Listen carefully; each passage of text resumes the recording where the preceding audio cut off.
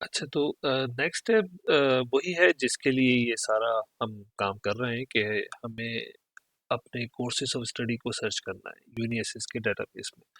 तो जिन लोगों ने मेरी पहली वीडियो देखी है जिसमें मैंने आपको बताया था कि एक और जो प्लेटफॉर्म है DAAD डैट का, वो जिसके अंदर तमाम और बहुत सारी यूनिवर्सिटीज़ के जो इंटरनेशनल प्रोग्राम्स हैं वो मौजूद हैं। तो एक तरीका वो है कि आप वहाँ से अपनी यूनिवर्सिटीज़ को सर्च करें, और अगर किसी यूनिवर्सिटी में आप डायरेक्ट अप्लाई कर सकते हैं तो वहाँ से आप अप्लाई कर सकते हैं, सारी इन्फॉर्मेशन ले सकते हैं। दूसरा तरीका जैसे मैंने कहा हम यूनिएसएस का देख रहे हैं, तो यहाँ पे भी आप अपने कोर्सेज को सर्च कर सकते हैं।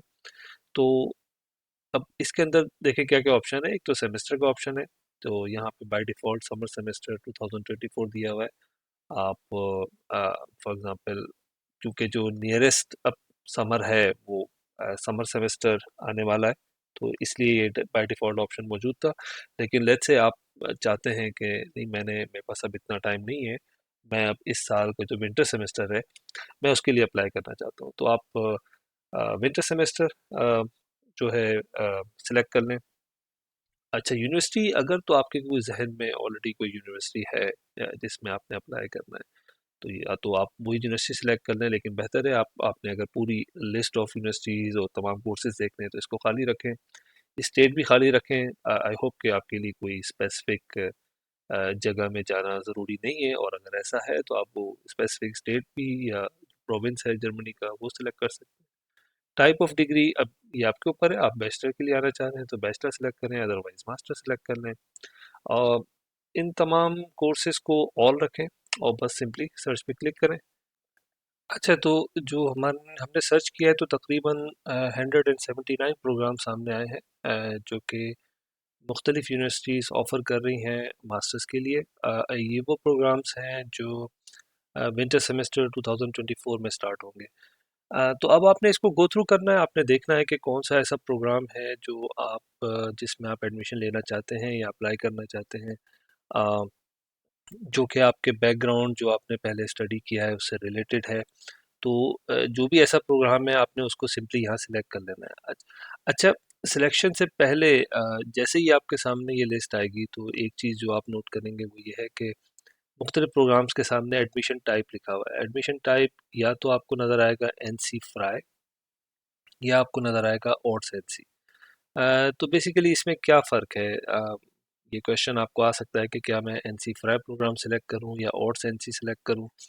तो NC फ्राई का एक्चुअली मतलब ये है कि इसके अंदर कोई ग्रेड्स की या जो मार्क्स आप हासिल करते हैं उसकी जो जब अप्लाई कर रहे हैं आप उसकी कोई स्पेशल लिमिट नहीं है या कोई ऐसी स्पेशल रिक्वायरमेंट इस प्रोग्राम की नहीं है।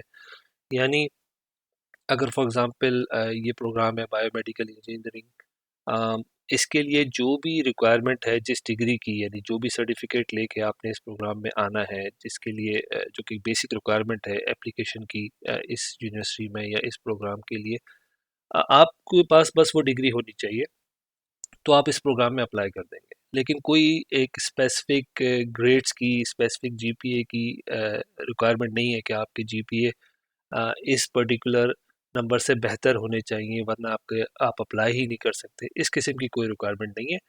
तो ये you are free to apply as long as आप इसकी जो बेसिक रिक्वायरमेंट्स हैं आप उसको पूरा करते हैं। जबकि जो दूसरी चीज़ है आपको जो नज़र आएगी वो एक ऑट्स एनसी है। ऑट्स एनसी का मतलब ये है कि कोई लोकल लेवल पे कुछ रिस्ट्रिक्शंस ऐसी हो सकती हैं इस प्रोग्राम में जो कि नंबर ऑफ एप्लीकेशंस को लिमिट कर देंगी। तो यानी इसका मतलब ये है कि इवन दो आप अप्लाई करेंगे, आपकी तमाम रिक्वायरमेंट्स पूरी हैं, आपकी एप्लीकेशन भी अच्छी है, लेकिन मुख्तलिफ रिक्वायरमेंट्स की वजह से प्रोग्राम में काफ़ी नंबर ऑफ़ एप्लीकेशंस की लिमिट आ सकती है। तो ये हो सकता है कि आपकी एप्लीकेशन बहुत बेहतर हो, लेकिन तब भी उस रिस्ट्रिक्शन की वजह से आपको एडमिशन ना मिल सके। तो इसीलिए मेरी रिकमेंडेशन यही है कि आप कोशिश करें कि आपके मतलब के प्रोग्राम्स आप ऐसे ढूँढ लें जो कि एनसी फ्राई हों, तो ज़्यादा बेहतर है, उसमें थोड़ा-सा चांस ज़्यादा है। लेकिन बहरहाल अगर कोई ऐसा प्रोग्राम आपको नज़र आता है जो आप कहें कि नहीं मुझे इसमें लाज़मी अप्लाई करना है, और अगर वो ओट्स एनसी है तो फिर भी ठीक है, आप प्लीज़ गो अहेड और उसमें ज़रूर अप्लाई करें। इसका ये मतलब नहीं है कि आप पे एडमिशन नहीं होगा, एडमिशन हो सकता है, लेकिन बहरहाल कुछ रिस्ट्रिक्शंस की वजह से आप ये कह सकते हैं कि कंपटीशन जो है ना वो थोड़ा सा ज़्यादा है इसके अंदर। और एनसी फ्राई का भी ये कतई मतलब नहीं है कि अगर आपकी रिक्वायरमेंट सारी पूरी हो रही है, आप अप्लाई कर रहे हैं तो आपका लाजमी एडमिशन हो जाएगा। ऑफ कोर्स एडमिशन का जो मेरिट है वो तो उन्होंने बनाना है, और जितनी एक स्पेसिफिक नंबर ऑफ एप्लीकेशन हैं आ, जो रिक्वायरमेंट्स पे पूरा उतरेगी उसको उन्होंने क्राइटेरिया से गुजारना है और फिर एडमिशन देना है। लेकिन बहरहाल कोई अप्लाई करने की कोई कंडीशन नहीं है, यानी ऐसा नहीं है कि अगर मेरे ग्रेड्स बहुत ख़राब हैं तो मैं अप्लाई नहीं कर सकता, या बहुत मीडियोकर है, मीडियम लेवल के हैं तब मैं नहीं अप्लाई कर सकता, बहुत अच्छे ही होने चाहिए, ऐसा नहीं है इसके अंदर, तो आप एनसी फ्राई में अप्लाई कर सकते हैं। तो बहरहाल आपने इसमें अपने मतलब के प्रोग्राम्स तलाश करने, फॉर एग्जांपल आप थोड़ी बहुत इंफॉर्मेशन, जैसे ये आर्किटेक्चर का प्रोग्राम है, इसको आप शो डिटेल्स पे क्लिक करें तो बहुत बेसिक इंफॉर्मेशन कि ये फुल टाइम प्रोग्राम है, इन क्लास स्टडी है, यानी ये कोई इसमें रिमोट स्टडी का ऑप्शन नहीं है। अ, इसकी कौन सी स्टेट में ये यूनिवर्सिटी है जो ये प्रोग्राम ऑफ़र कर रही है। ऑफ कोर्स ये इन्फॉर्मेशन काफ़ी नहीं है, बहुत बेसिक है। और यहाँ जब आप यूनिएसिस पे कोई प्रोग्राम सेलेक्ट करें, आपने उस यूनिवर्सिटी की वेबसाइट पे जाके डिटेल, आई होप कि आपने जाना है, डिटेल इन्फॉर्मेशन ले लेनी है, और कोर्स डिटेल्स ये तमाम चीज़ें शायद आपको यहाँ ना मिले, तो वो तमाम चीज़ें आप पहले से हासिल कर चुके होंगे। आप उस यूनिवर्सिटी में जाएँ, अ, जो मेरी पहली वीडियो थी जिसमें मैंने डीएडी का प्रोफाइल और ये जो पोर्टल था उसमें कैसे यूनिवर्सिटी को सर्च करना है, उसमें कहाँ से इंफॉर्मेशन हासिल करनी है, वो मैंने पहले बताया हुआ है। तो आप उस यूनिवर्सिटी की तमाम इंफॉर्मेशन अपने प्रोग्राम की आप देख चुके हैं, आप उस आप ये डिसाइड कर चुके हैं कि ये वो प्रोग्राम है जिसमें मैंने अप्लाई करना है, तब आप यूनिवर्सिटी यूनिएसिस के इस पोर्टल पे आप आएंगे, क्योंकि यहाँ से आपने एक्चुअली एप्लीकेशन प्रोसेस आपका स्टार्ट हो रहा है। तो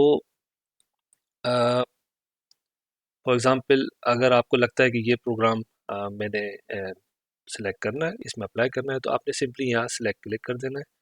तो ये देखें एक तरह का, जैसे ये ई कॉमर्स या कोई, जैसे आप ऑनलाइन शॉपिंग करते हैं, जैसे ही आपने सेलेक्ट किया तो जैसे आपका एक शॉपिंग कार्ट होता है उसमें ये यूनिवर्सिटी ये प्रोग्राम ऐड हो गया है। इस तरह आप मल्टीपल प्रोग्राम्स ऐड कर सकते हैं।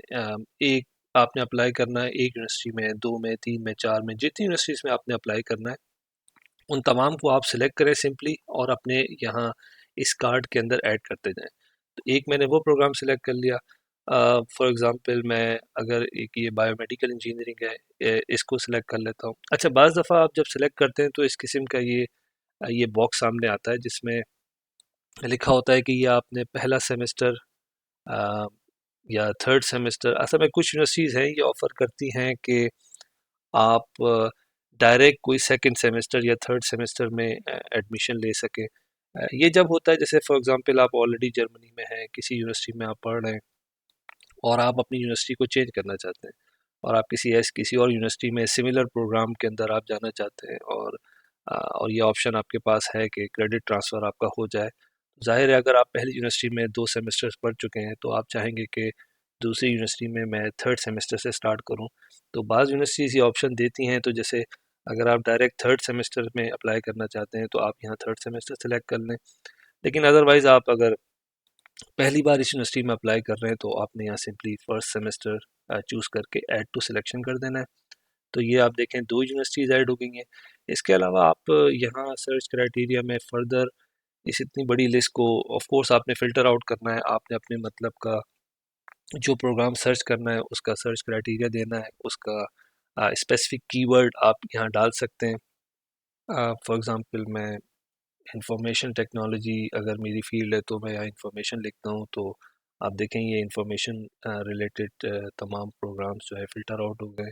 फॉर एग्ज़ाम्पल मैं एक प्रोग्राम मैंने मुझे ये पसंद है, इसके बारे में मैं रिसर्च कर चुका हूँ कि फ्रैंकफर्ट यूनिवर्सिटी का ये जो प्रोग्राम है ये उसमें मुझे अप्लाई करना है, तो एक आपने ये सिलेक्ट कर लिया।